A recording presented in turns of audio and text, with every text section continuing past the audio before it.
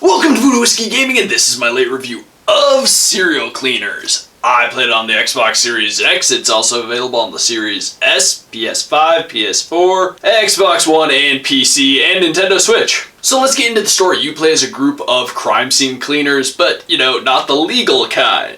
Lottie, Bob, Hal, and Viper are all hanging out at the crematorium that they own, I guess. And it's New Year's Eve. They're exchanging stories of how they met, jobs they've done over the course of the year, and things start to not add up. And I'm gonna say I enjoyed the story. I think it actually did a good job. It pushed the game along quite nicely. Now, as for the audio, not all of the voiceover work is top-notch. I do think some of the voice actors did better jobs than others, but overall I think it works well enough. And each of the voice actors do, give their characters more personality, which I will say can be hard at times because each of the characters has their own unique way of talking, but the script is not always flawless, I'll say. As for the sound effects, I think the sound effects are good. They fit the world well because they're a little over-exaggerated. They are cartoony, which works with the art style and the vibe of the game. And then you've got the music, and that's probably the standout in the audio, in my opinion, because each of the characters has their own style of music. When you're playing as them, you get a style of music that fits them. Viper is this rave chick, so she gets a lot of EDM. Bob's kind of an old-timer, so he gets an older style of music. I just think they did a good job matching that up to the characters and their personalities. Now let's get into the gameplay mechanics and whatnot, and it's a third-person stealth action game. And not unlike the music, each of the characters has their own unique elements. At the core, all of it's the same. You need to find the dead bodies, you need to vacuum up the blood, you need to dispose of the bodies and any evidence around. But each of the four characters has their own way of doing things and has their own specialties. Bob is really the most vanilla because he's the old guy. This is what he's been doing the longest, and he doesn't have a lot of speciality. Whereas Viper's also a hacker, so she can do things like hack into the systems and turn off cameras. Lottie is kind of this street art gal, and so she can hop fences, she can move more vertically, she can spray paint to distract the cops. And you've got Hal, who's the raging psycho, and he can chop up the bodies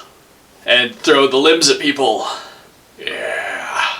But he can also use his chainsaw to break down barriers and open up new avenues for himself. Also, Lottie is one of the only people who can move certain objects in the world, and Viper can crawl through vents. And I mean, the gameplay is kind of simplistic, and it does get a tad repetitive. Honestly, the 4th and 5th chapter, it felt very repetitive for me. They mix it up the best they can. Every level is different. Every level is a new puzzle to solve, but eventually you get the hang of it, and it starts to get a little tedious. Now let's get into the controls, and I don't have any complaints with the controls. I think the controls worked very well. If I had to say one thing, it's that when you go into the special cleaner vision, yes, that is a thing. The way you shift the camera is your left stick, whereas the rest of the time when you're just playing the game, it's the right stick. I don't know why they switched that up. Most of the game, you're sitting there using the right stick, but then anytime you go into cleaner vision, you have to use the left. And it's just weird, and I don't think it makes sense, but it also doesn't